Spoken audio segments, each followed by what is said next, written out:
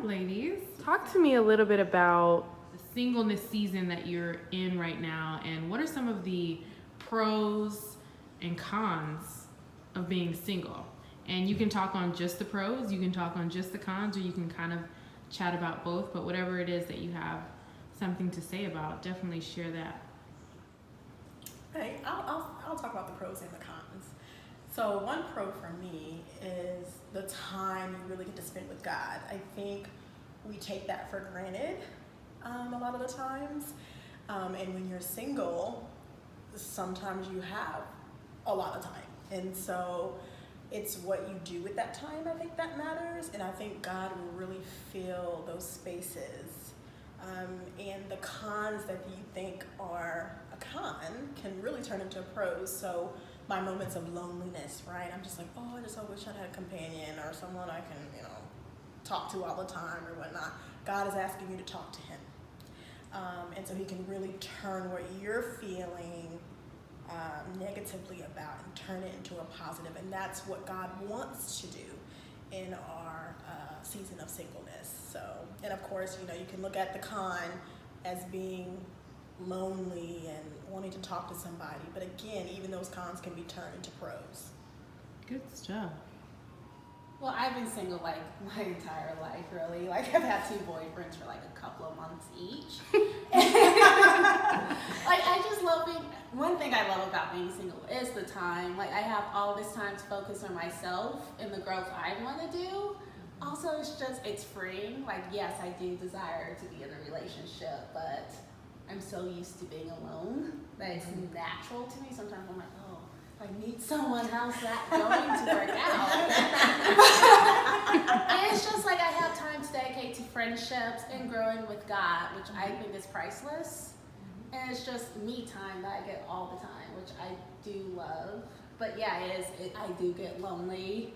I have those moments like, God, please, I don't want diversion. I would love to get married. Have fun with my husband. It's just stuff like that, and just companionship. But to me, that's like the hardest con. It's just like, yes, sometimes I do get lonely. I do desire marriage. I guess just to kind of piggyback off of what Allison said, in that season of growth, I feel like I've done more, just things that I've never done before when I was single. Like I took a trip to Iceland with my best friend while I was single, and I never did that when I was in a relationship. Not because I didn't feel like I could. When you're in a relationship with someone, you feel like you kind of have to figure out like what works with you. How do your schedules line up? You may compromise on things more because you just want to make it work. But when you're single, you just have so much more freedom.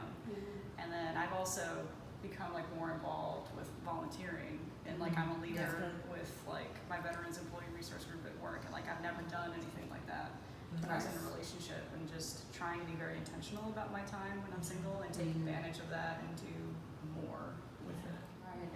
I think the key word that you said was intentional. I just came out of a 1-year challenge, and being single and lonely was challenging. I was like, oh my gosh, yay, so much time with Jesus. Okay, I mean, after a while, me and Jesus, we can only get in so long. Sometimes I need that human being, that person, and I was previously married. And so, I've experienced marriage, and I'll tell anyone, when I got a divorce, it wasn't because I was looking for the single life again. There was nothing about single life that I was like, oh, I miss it, So it was an adjustment. It has been an adjustment. I will say that I have found my time with the Lord more enjoyable. And like you said, being intentional, like, okay, Lord, I'm setting this time for you. I'm going to be quiet. I'm going to be still. I don't have to be out. I don't have to be talking to someone. I don't need, a man to make me feel loved because you love me. And I'm learning that, and I think it's something that I constantly have to remind myself of as well, because society says your life should look at this way, and especially when you get to a certain age. And so, just even dealing with that as well. And so intentional is definitely a good word. I definitely feel that, like, as I approach 30, and like, I'm like the last sibling that's not married, so everyone's just like, oh, Allison, you found some? I was like, why do you think guys are missing seats? I'm like, where are they? So it's just like the pressure to deal with those questions, like, oh, can you stop? Because that's like when I really feel like single, like when people question my singleness. I'm like, I don't know, maybe there is something wrong with me. I'm like, no, it's just I have to wait on God's timing. Yeah. And I think you can consider that a con too. The pressure society puts on singles, as if it's like a scarlet letter or something negative to be single. You know, yes, you know, even if you desire to be married, you know, you do want it to be the right situation, the right timing. That's right. But even during that single season, you're gonna get the, you haven't found a man yet? How long you been single? Oh my goodness, I couldn't do it for that long. and I'm sure that comes with, you know, for people who are happily single too. I think it's just society's pressure on, you know, what it's supposed to look like even during your single season. Like, oh, are you dating though? Like, you may be single, but do you have like a lineup? Yeah, like, are you trying? No lineup. It's me, myself, and I. And the Lord. That's it. I don't gotta talk five. And that's okay. But so I would say that's a con. It's just filtering those questions and, you know, realizing that, you know, because it does start to get to you a little bit. It's just like, well, God, you know, is there something wrong? Yeah. I mean, you know, I've been praying. You know. Right. You know, but yeah, so I would consider that a con as well. Yeah. Speaking of, like, when you mentioned like having a lineup, or Starting like, back. for me, like you mentioned, like coming out of a divorce, like I didn't want to be single either. Yeah. Like, it was just not the desire of my heart, but I had to come and accept the fact that I'm in a period of singleness, and it was very hard for me to accept that because I was the type of person that was always in a relationship. I had never really been truly single, so God was really calling me, like, you need to learn to depend on me and be okay with being single. And I did go through a period of time where I tried online dating, and it was horrible. I went through that. It was horrible, and like the Holy Spirit really convicted me. It was just like, you know, like, this is not where you're gonna find your future husband, like, because you're basically saying and telling God, like, I don't trust you, I don't trust your timing, I'm gonna try and take it into my own hands, and it never worked. I never felt that worked. way too. I did online dating. It was just like I just felt more depressed as I was swiping. I knew that was the Holy Spirit being like, no, get off the site. You're not finding your husband here. But I'm hard-headed, so I'm like, no, I'll just change apps. It's just right. Like, okay.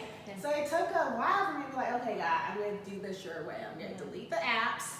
I'm gonna try not to re-download them. I'm just gonna wait on your timing. I think that's interesting. I totally have a different perspective about that. I actually met my boyfriend online. And I think it's interesting. I totally agree. Like, online dating is, I think meeting people in general is really tough now.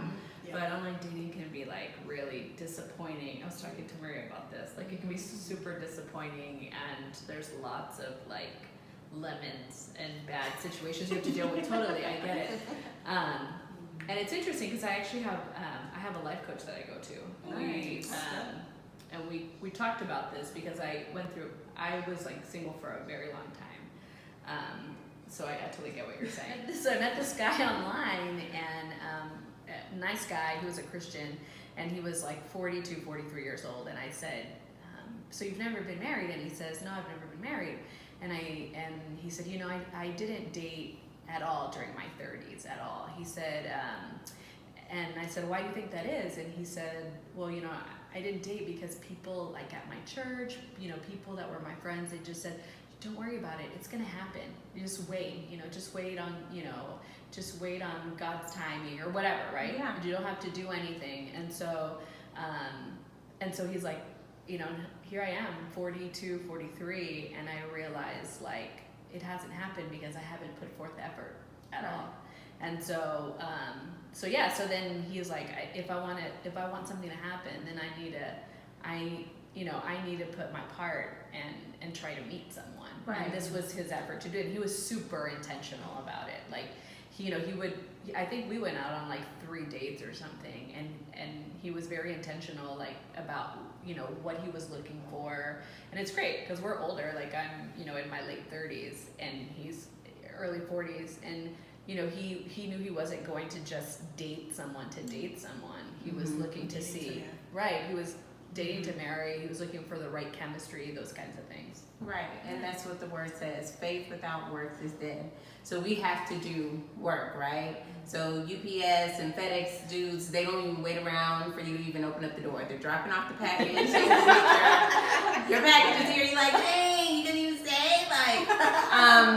so we do have to go out and be present, make sure that we look presentable, that we're not in sweats. And I know I'm rocking the scarf, but sometimes take it off. It's great. I like this. Yeah. But and going out doesn't mean I have to be in the club or at the lounge or anywhere. I don't want to meet my husband there. I'm too old for that. Yeah. But we still need to make ourselves available, and like you were saying, Chelsea, taking trips and doing things. You don't know how you're going to meet your husband. You know what I'm saying? You could be taking a trip and ta-da! You just never know. You never know. But you have to put some effort. You have to do some work, behind it, whether it's using the tools, online dating, a matchmaker, whoever, or just saying, hey, you know what, I'm going to be more present. I'm going to go out and about. I'm going to go have brunch and hang out and take a book. And Lord, you know who he's supposed to be. So you will, we'll meet how we're supposed to meet, and then you might have a story. You never know what your story is going to be. Yeah, that's something I have a problem with, just because, like, when I'm out, I'm on a mission. It's kind of like, oh, I'm at HEB. I'm like, why are you talking to me? You see me picking out apples. Like, this is it's not good time. Right, meet him and out. Right. I take my produce shopping very seriously. And it's just like, no, not the time. Like, I'm out with friends, so it's like, that's something that I do have to work on to be more approachable. Yes. And just smiling more. And being like, yes, it's okay. You can come talk to me. I won't bite off your head. And I would say, like, you're saying, hey, I'm going to go out and read a book. I mean, I would take it further and say, I'm going to engage in conversation when I meet someone, because oftentimes, like, you go out and you're like, oh, that guy's cute, or there's a coffee shop that's down the street on South Congress, and I walked in there with some friends, and I was like, whoa, there's a lot of guys in here, and a lot of them are cute, but no one, and I'm there with 2 of my single friends, and no one makes any effort, and I think we live in a time where people are having a hard time connecting, and so it might be that a guy has some interest, but he doesn't know how to connect, and so I think part of that is, like, being able to start a conversation over pretty much anything. Yeah. You have to be a little bit forward, and you do have to smile. Yes. Because sometimes Allison. women, we can have, I'm not gonna say the words, but moments. Yeah, where we just look. Don't talk to me. It's funny. It's like, if you ask my current boyfriend Samuel, he would say that I was like that.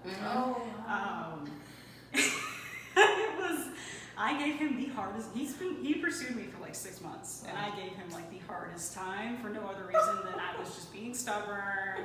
He didn't meet everything on my little list. I was like not paying attention to the signs that like he's a good match for me.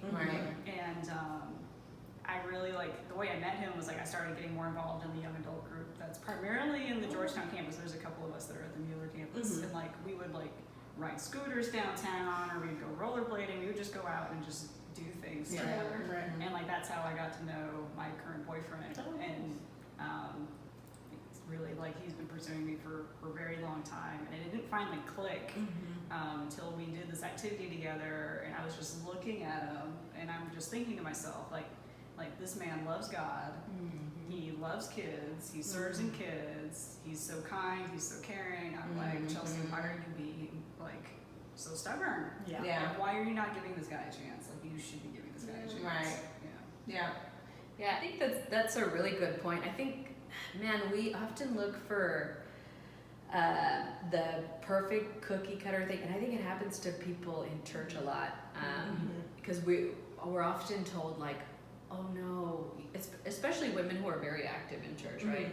A lot of people, and this is just my opinion, guys. You guys could completely disagree with this, but I feel like you know, a lot of people tell me like, oh no, the man that you're gonna find, he's going to be like pretty much perfect. I mean, they paint this very perfect picture because you serve God, and I think that leads to like a lot of like false ideas of what it is to like to find your partner or your mate. You know, I think, man, without saying too much, like, but like my boyfriend has a very interesting story. His life story is so different from mine, and when I would never thought to connect with someone, you know, that's been through like so many, like the things that he's been through, right? Because people paint this picture of the man that you're gonna find because like you're a godly woman and you've been serving God, and like I know that like that God is is gonna bless me, and He's blessed me with this man who I think is a good man. But I think oftentimes we think we're gonna find this man and he's just gonna be kneeling at the altar of God, and he's just gonna be a prayer warrior and everything. Right. And you know, David's probably like that. I don't know. I believe that, but I don't like. I think I think you have to like be real about like. Yeah. And one thing that I think I've learned through this journey with my boyfriend is that everybody has their issues. Yes. I have my issues. He has his issues, and I think you have to decide like. I'm gonna walk this journey with someone in like the highs and the lows, or you're not gonna do it, right? Right. And so with all his imperfections, with all my imperfections, like I think that's like one of the big things that I've learned in being in a relationship now after being single for so long is like I'm either gonna walk this journey like the ups and downs, or I'm not, and but it's not going to get any easier with anybody else. Yeah, and I agree with that. That's something that I actually pray for is, Lord, give me a story. And now there's been a guy in my life, and if the Lord brings us together, honey, I'm going to have a story.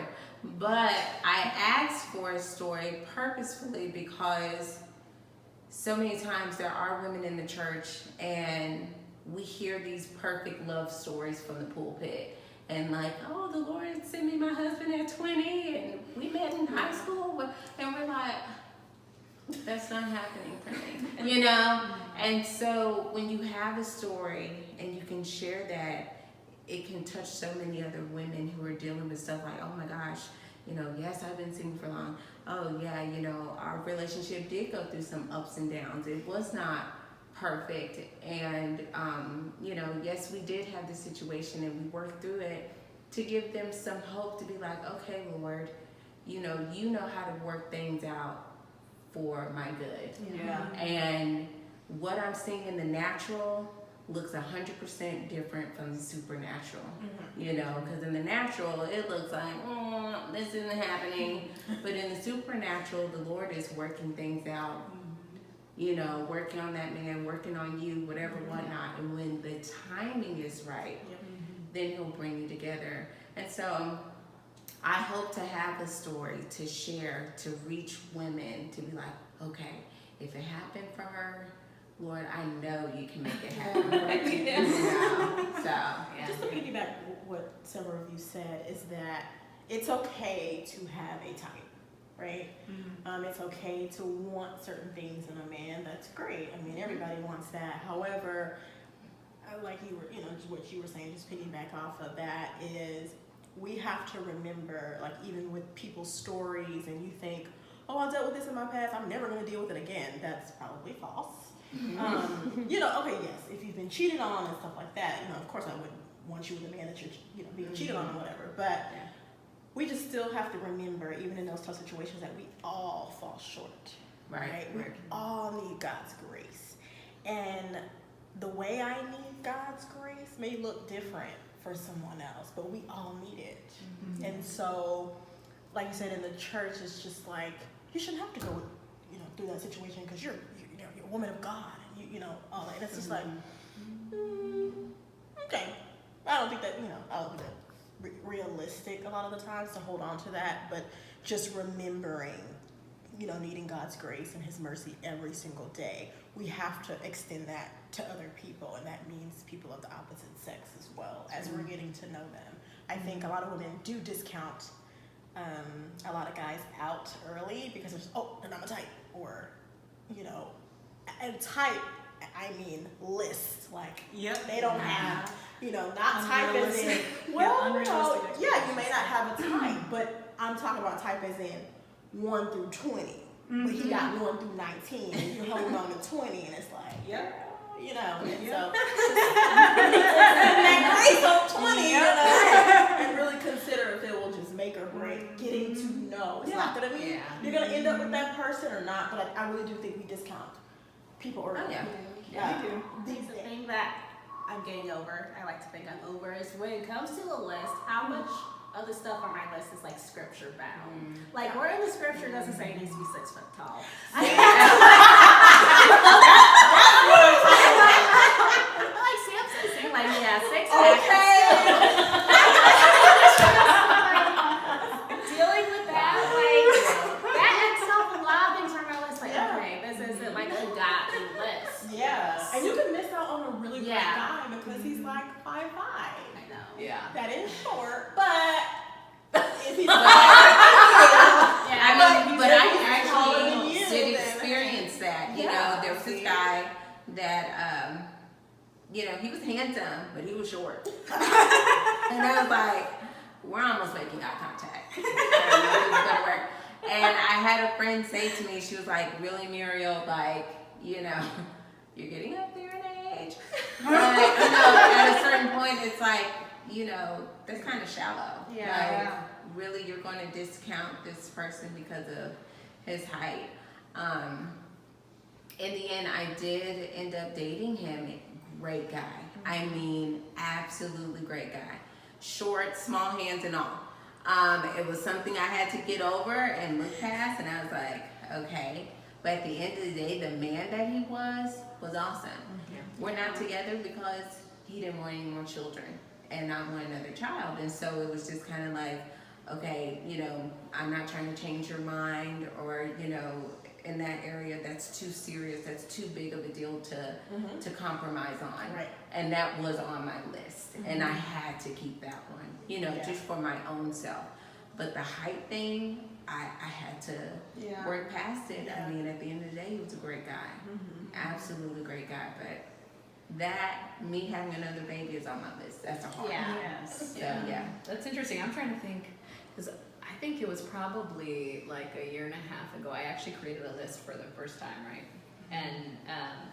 And it was more of like a list to pray for the characteristics of the man, but I don't remember there being a height thing. But I just remember thinking, because you were saying which ones are like Bible based versus not, and I remember just putting characteristics that that weren't specific. Like, I didn't say like I need a man that's like this tall and like is super buff or whatever. It was more like it was that I would be attracted to them. Whatever he looks like, right? That I would be attracted. That I would be attracted to him, and things like that he would have a servant's heart, and that he would be a great father and an amazing husband. Like those things, I think. And those are things that I prayed about for like months. I prayed about it for a long time, and my boyfriend has the majority of those characteristics. So I think God is still working on some others, but it's a process. That's true, and I think it's okay to desire to be attracted to the That's- person. that's No totally one is fine. saying, he's a man of God, but he's butt ugly.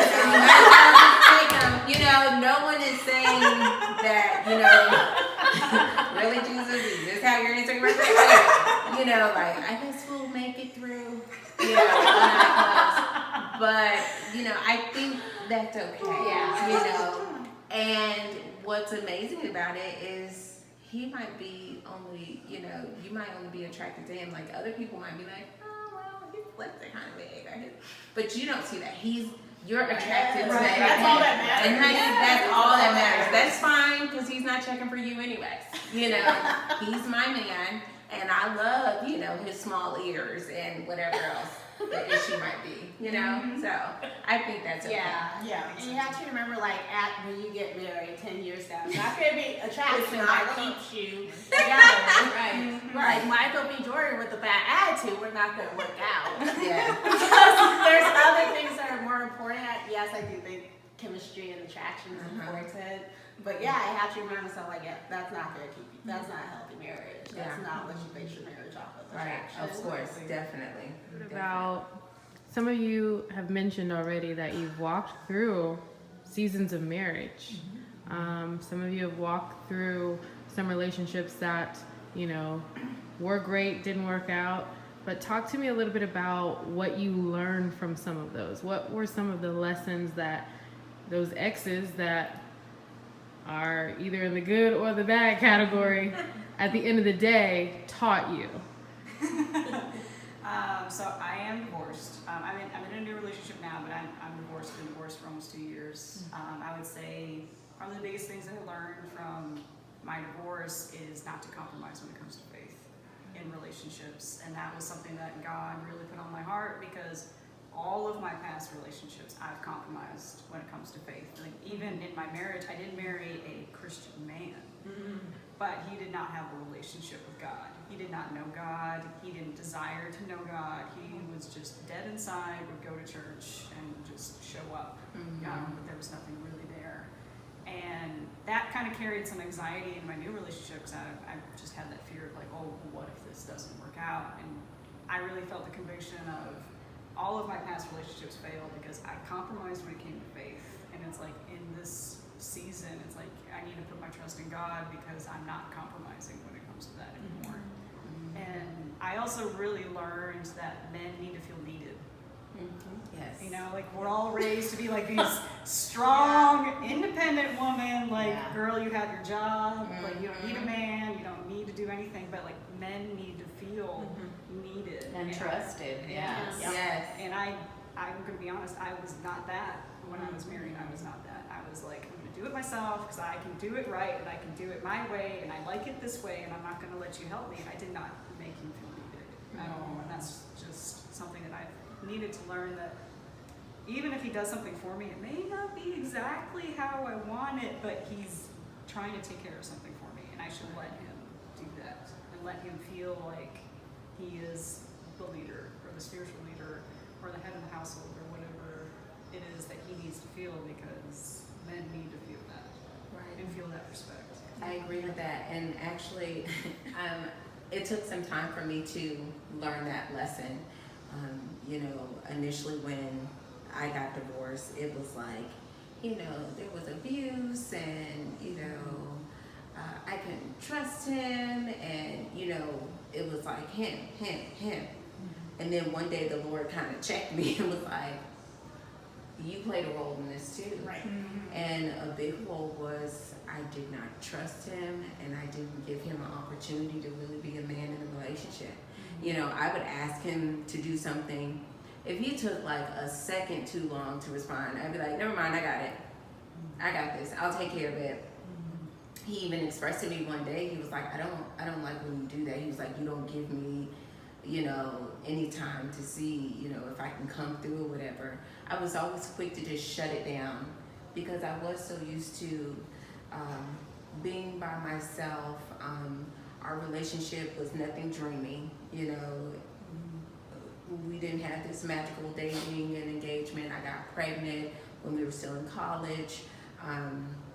He was dating someone else when I got pregnant. We just kind of fell into, why don't we get married? Because I have your child, and trying to keep up with the Joneses, because everybody else was getting married, and I'm like, I got your child, you know. So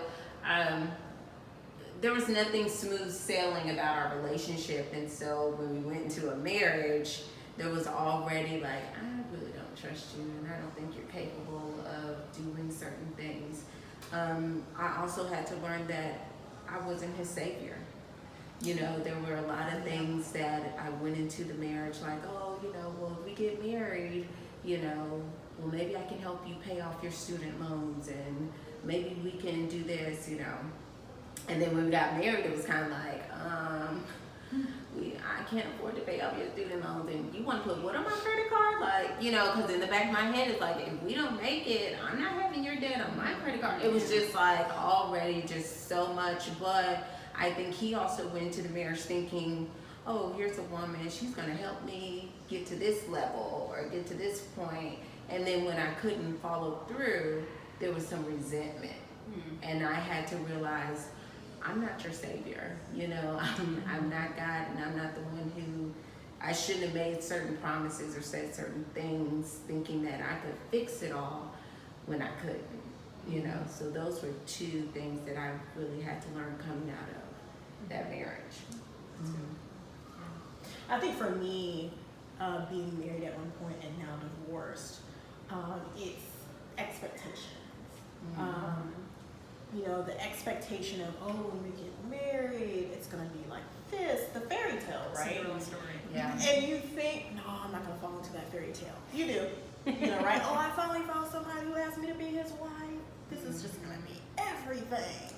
Right. And then you get wrapped up in those expectations, and I think we fail to realize that every single person in your life will disappoint you. It's not a maybe, it's not a, it's when they're gonna disappoint you, because no one but God, right? God never disappoints us, but the people in your life will. And so I think for husband and wives, you know, when those expectations fail more than once, or it's just like, what did I get myself into? This is not, I mean, I literally heard, this is not what I thought marriage was gonna be, and I didn't think it was gonna be like this. And so you get wrapped up in those expectations. And I'll also say being evenly yoked is very important. A lot of us say that we won't fall into the, you know, I won't try to change him, and but I think we do that a little bit too. Even if you say, oh, I won't, or there's ways. You'll have ways that will come out that will contradict what you may say before you get married. And so, but having that firm foundation is so important. And I think, again, it goes to, oh, I'm this age, I want to get married, I want to have kids. But if you get married at 20 because you rushed it, and you're divorced at 23, what was that time really worth? Patience is key, and I've learned that waiting on God is just so important. Like, I can honestly say I don't even know if I prayed that often in the marriage. It was like I wanted to fix it. I wanted to solve these problems. And it's just like I needed to pray through some of them, you know, some of the issues or some of the problems before maybe, like, because you know you get to that, you know, that rage, that, you know, just I'm upset with you and all that. But instead of just, you know, taking a step back, praying about it, and then letting God do the real work. We try to do the work on each other instead of letting God do the work. And so, but having that faith foundation and that firm foundation, you know, you're able to get through those things. And it won't be easy just because you marry a Christian. Doesn't mean you won't have these problems. And so, it's just, the key is just trusting God and all of that, like with everything and all that. And I love that you said that just because you guys are Christians or have the same faith, that does not mean that there's not going to be issues. Right. That's so real, you know, and even now at this point, it's like, Lord, I am willing to wait to do it your way, because I've experienced doing it my way, you know. Right, exactly. One day my daughter said, we were driving to church and she was reading the Bible, and she said, Mommy, it says here in the Bible, you know, what God puts together, you know, that man can't break it apart. I know I misquoted that. But first of all, I was like, who told you to read the Bible? Second of all, she was like, she posed the question. She said, "So what happened with you and Daddy?" And I was like, "Ooh, okay." And my response to her was, I told her, I said, "Kaylin, the word says what God put together."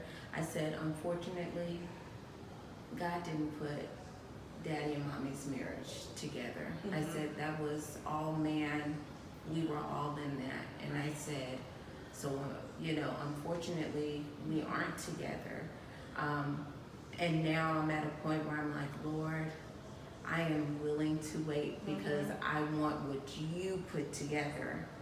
And I know when you put it together, even when we do come to those rough patches, the first word out of our mouth isn't going to be like, "I want a divorce." Yeah. That isn't going to be, the run-to word or the run-to solution. It's going to be like, "No, we're going to discuss this. No, we're going to pray about this. No, we're going to take it to the Lord." That's going to be our foundation. That's going to be what and who we run to. So that's good. And I think that people need to know, just because you marry a Christian, Yes. honey, we still live in this world. Yes. And we have a lot of things that we have to deal with that comes with living in this world. So we're not immune. Yeah. Right. Yeah. Right. And just owning your part of it, right? We do tend to put the blame on the other person, but you have to own your contribution, because you're not perfect either. Yes, you may feel like the other person did worse to you or whatever, Yeah. but honestly, it's all the same in God's eyes. If you sin, you sin, right? If you Yeah. cursed him out yesterday.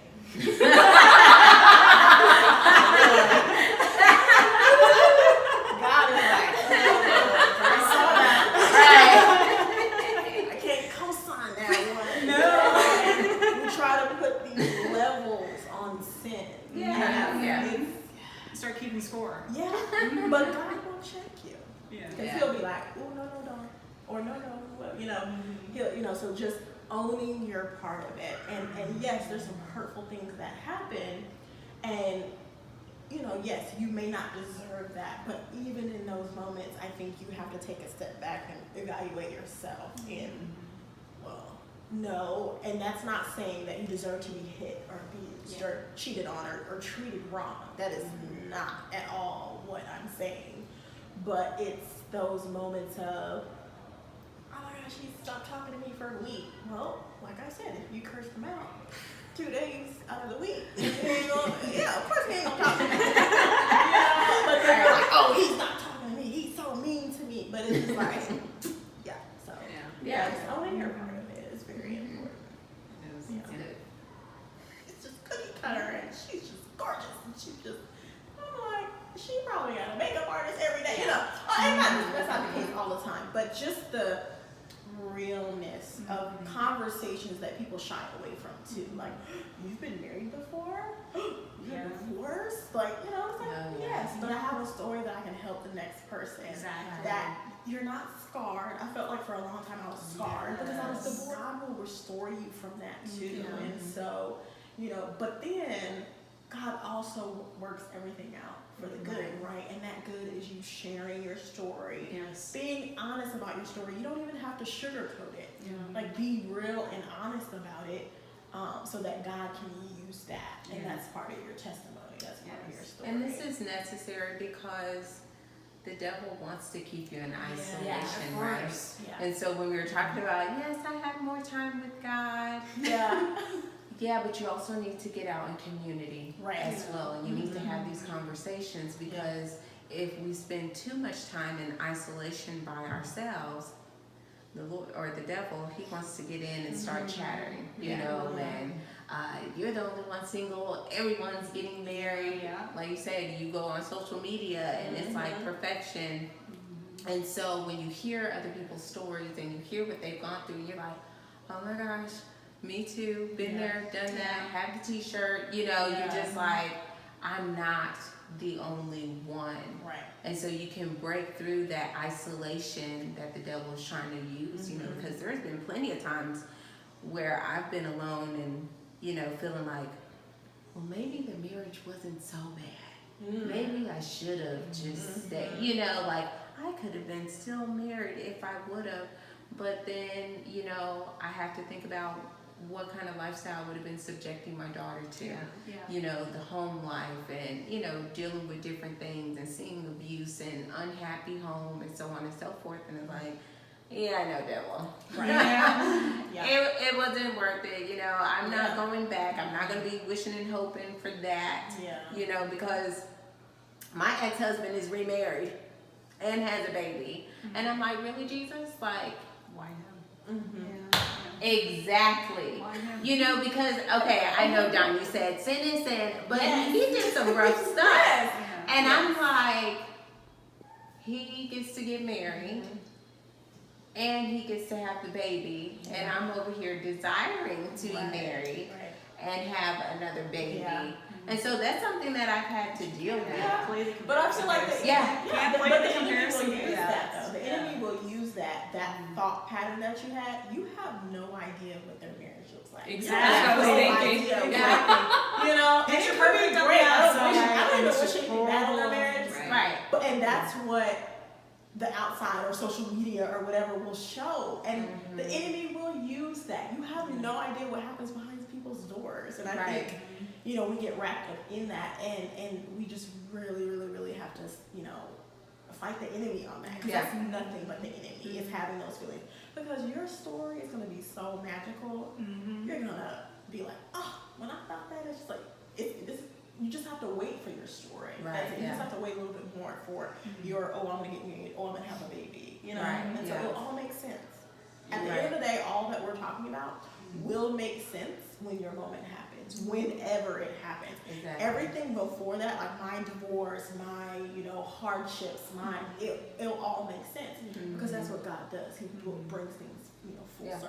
The greatest thing that I found in my divorce was my newfound relationship with God. Yeah. It was like probably the biggest mistake I made in my marriage was walking away from God, because the issues we had, it was just multiplied by 1,000 the moment I walked away from God. And the moment I decided to come back to Him, yes, the reason I came back to church is because I wanted Him to save my marriage, and it did not work out that way. Right. But I stayed true to God because I knew like this cannot be the only thing you have for me. Right, yeah. And just the amount of just newfound wholeness and freedom and just how happy I've become now that I have just truly made Him the center of my life. Like my family will come up to me and be like, "You're a completely different person. Like, you are so different. Like, what has changed?" I'm like, "It's God." Like it truly. I'm not trying to be like, "Oh, this is like that Christian thing." No, it really is. It's true. God. I feel like it's true joy. Even during my hard days, it's like I can't be shaken. It's just that joy, because really understanding that happiness is situational, it just changes your life. And unfortunately, it took a divorce, but God will use anything to get you to shake you up a little bit and be like, I've been trying to tell you this. I didn't think it was gonna come through the door, whatever. But, I went to church. I read my Bible. I prayed, but it's a totally different level in this season of my life, and He had to use my divorce, unfortunately, to get me there. But he'll use anything. Just in a great place. I'm happy, and during those hard times, I'm like, I'm never gonna be happy again. And it's just allowing God just to transform you even during those times. Hello, Bree Walker here, and I am here with my girl, Allison Scurry. I'm gonna give the floor to you, and I want you to just talk to them for a couple of minutes about what it is that you want to say about purpose in your singleness. I think my main thing about purpose in my singleness is to truly trust God and not feel like I need a man to complete me. I wasted so much in my early 20s just thinking like, okay, once I get married, I'll be this, I'll be happy, I'll be that. I'll even go to church more, I'll do all of this, but it took God to be like, no, that's not how it's going to be done. You have to focus on me first, and then all that will come. And that was the hardest part, because I was like, oh, all my friends are getting married, they're having kids, what's wrong with me? It's like, no, you're perfect the way you are. Just trust in me, I have a plan for your life, but it's gonna happen in my time, not yours. So I think that's like the biggest purpose of my singleness, is trusting God and just not waiting for a man to complete me. Knowing that I could build a community with girlfriends, with just a church community that's strong, that strengthens me, that will complete me, that I don't need a husband every second of my life. So, That's so powerful, so powerful. So I've asked all my ladies on the panel to fill in the blank. It starts off as single sisters. Fill in the blank. So Allison is going to fill in the blank. Single sisters. don't wait for a man. Don't put a timeline on your life. Trust God and just follow what he puts in your heart. So good. Thank you so much for being here and being a part of the panel and sharing your heart. This has been incredible. It was great. I love you. Yeah. Hi. All right. Let's get this angle. Oh my goodness. We are here with Dawn. Dawn, what's your last name? White. Dawn White. Yes, I didn't even know that. You know. Oh my God. I'm here with Dawn White, okay? And so I want to talk a little bit about purpose in your singleness from your perspective. Okay. And then we'll answer that second question after this one. So talk a little bit about purpose. Well, the purpose for me in my time of singleness is truly to rediscover who I am. Just to really fall in love with who I am, accept who I am, flaws and all. I think it's twofold for me because I am an identical twin. And so for me, it's also really discovering my individuality because I've literally been with my sister since the womb, right? She's been my roommate. And we separated when I moved to Austin. That was 20 something years of our lives, almost 30 years of our lives. And so, and people know us together. It's like there's no Dawn without Devin, no Devin without Dawn. And you know, we're known as the D twins. It's like everybody puts us together. And so God had to separate me, move me from my family, from what was comfortable, to really allow me to discover him and what he can do, number one, and just to really discover who Dawn is. I love my sister to death, but we still are two very different people. And so I had to discover that, but God had to separate me and move me away in order for me to be like, Dawn, who are you? You know, who are you without your sister? Who are you without a man? Who are you, you know, in this season of truly being, you know, it's just me and you, God. It's just me and God. And it doesn't mean, you know, I have friends, you know, I'm not a loner, but just, like I said, purpose is just really, really falling in love with who I am and just loving myself, flaws and all. Wow, that is so beautiful. And I feel like that's so important for women, especially not just twins, but just women to know who they are, know who God has called them to be outside of being a wife, being a mother, being a friend, being a sister. Now, who are you at the core that God created you to be or called you to be before any of those other roles even popped up, right? Because your life can get really crowded. You know, when you do have that family, you do start having your kids, you want to be there for all your friends. So during this time of singleness as well, it's really taking the opportunities to love on yourself and be okay with being by yourself because there's so many other people that will tug at you and need you, and it's great, but you know, you will miss this time when your family comes. I'm speaking it, okay? When that time comes, you'll miss part of the season. Yeah, absolutely. Okay, so fill in the blank. Single sisters. Single sisters, trust the process. Yes. Remember that God's time is not our own, and he will bring everything full circle. And love yourself. So good. Thank you for being here. Oh, so good. I am here with Chelsea Williams, my girl. She serves with me at church, and it's such a privilege and honor to have her here talking on the subject of singleness. And so I'm going to ask her a little bit about what purpose in her singleness has meant to her. So for me, being single and you're in a season of waiting, whether that's, you know, waiting for marriage or just waiting for the next step in your life, it does not mean you have to be still. You should definitely use this time to just do what sets your soul on fire.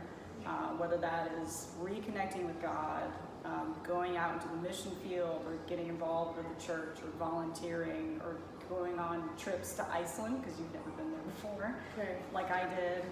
Just doing things that are gonna just put you on fire for God, really just doing amazing things for His kingdom, and just not being afraid to step out and do things that you might have never done before. Oh, I love that. I feel like your single season is such a critical time for you to really like go hard for the things that once you get married and have a family, yes, you can still pursue, but it becomes that much more difficult too because you are wearing 1,000,001 hats. But I love that advice. So lastly, how would you fill in the blank? Single sisters. Single sisters, do what sets your soul on fire. Yes. So good. She said it before. She said it again. I sure did. Listen to her. I love you so much, sis. Thank you so much for being here. I'm so happy to be here. Showed us right. Yes, it's all about What's that, Hebrew? Arabic. Arabic, what did that say? My name. Oh, okay. Speaking of her name is Muriel Robertson, okay? And I actually just really got acquainted with Muriel. I can't believe that we have not really connected because we've been serving at the same church since our church launch back in August. And I'm gonna be honest, I thought Muriel was a high school college student. She works our student table and in a student ministry, and I always thought she was this young, hip, cool college student that I was like not cool enough to talk to. Okay. And she's not. Well, she is cool. She is cool. But I've been out of college for a few years. some time. Yeah. Yes. But anyways, it's a privilege to be able to sit with you and hear your heart, and just love that God has orchestrated that. And so you're here today, and we're talking about singleness, and I want to talk a little bit about what purpose in your singleness has meant to you. I've realized that this season isn't all about me. Through this season of singleness, I've been able to help others. Yeah. And not just serving church or volunteering. I'm a high school teacher. And so through my testimony, through my experience, through my singleness, I've been able to minister to a generation that is looking for, something to fill a void, and being able to share with them that it's not a person, it's not, boo thing over here. You have to be able to fill that void within yourself. You have to make your own self happy. You can't depend on anyone else. I even had a student, and it was a young male. He said, Miss Robertson, he said, how do you deal with the loneliness? And it kind of took me back because I was like, okay. Yeah. But I said, you have to find things that make you happy. You have to find those hobbies, get out and do those things. And so through my singleness, if I had not been single, I would not have been able to share that perspective, to this next generation that's coming up. Also, my purpose is twofold because I have a daughter. Yeah. And she's watching how I do singleness. And so, she's watching me and seeing, mommy's doing it. She didn't have a man. And not saying that, when I get a man, when I get a husband, that, they'll be setting another example. But right now she's saying, okay, mommy's working. She's going out. She's doing things because she's going to have, exactly. Yeah. Because she's going to have that season as well. And so what she sees me doing and how she sees me handling my singleness is going to play a role in how she handles her singleness. So good. That's so good. And I can relate in that we were single, or I was a single mom at one point. And it's so true. Like, they're not going to say, they're not going to do what we tell them. Yeah. They're going to do what we show them. Exactly. So it's so important. All right, lastly, I'm going to hit you with the fill in the blank since you're a teacher. Here we go. I know you know about them worksheets, girl. Fill in the blank. Single sisters. Single sisters, you are a living blueprint. And what that means is God knew you before you were born. He has designed your life. He knows everything that is to come. So put your trust in Him and believe in Him because the plan is already laid out. You just have to trust and live through it. And he has his hand on you. So good. Yes. Thank you. Thank You're you. awesome. All right. Oh my gosh. I am here with my girl, Adelina Longoria. Okay? This is my home skillet biscuit. Adelina, where are you from? I forgot. Houston. H-Town? Yep. What is that, 832? 832-713 is the original. I thought you was giving 281. I thought you were giving your whole number. No, She's we taking have it to various another area level. codes. It's a huge Okay, city, you know. various area codes. Got it. Well, I'm so glad that you have been a part of this opportunity. Thank you. And singleness is such an important topic that I feel gets mulled over sometimes, and that ain't cool because people are in their singleness trying to live, trying to thrive, right? And I thought that there was nobody greater in this single season to be able to speak into other singles' lives. What I think sometimes God takes you into isolation to grow and develop things inside of you so that you can actually reach the purpose and the dreams that He has for you. Yeah. 'Cause I remember there was a time I was going this way, right? And I think like God was like, no, I have this plan for you, and it was way bigger than what even I could have even imagined. Yeah. Thinking about it now, even in retrospect. And so, yeah, I think that's, and you know, even in that process, I remember, you know, thinking, wow, how long am I going to be single? And people always telling you, married people especially, saying like, God's just preparing you. And I would look at like 20-something-year-olds get married, and I was like, how is that person prepared? And I'm like 30. Versus you, yeah. Right. Yeah, versus And time right. you're putting in. Exactly. I hear you. And I was like, how is that person prepared? Okay, well, all right. And then, so, you know, I think, you know, but through the process, you know, now looking at it, I mean, when you're going through the process, you don't recognize those things. But in retrospect, I can see like that, you know, God was, you know, helping me get into the things that He had purposed me for. Yeah. And I think like He has even greater things for me. I believe that. But I think through this process, I was able to work through my own stuff. I had stuff I had to work through. And then obviously like faith things, I was able to work on my faith, my relationship with God. So I think, you know, that was huge. And I thank God for that season. Yeah, so good. All right, if you could fill in this blank. Single sisters, do not let fear be an obstacle. Do not let fear be an obstacle. Don't be afraid to pray for your spouse. Don't be afraid to put yourself out there, and don't be afraid to step out of your comfort zone. That's good. I think when you're single for a long time, like you can be so overcome by fear to even pray, because you think, what if God doesn't answer that? Yeah, that's good. So good. Thank you. I love you. for Thank you doing being a this. part. Absolutely. Good.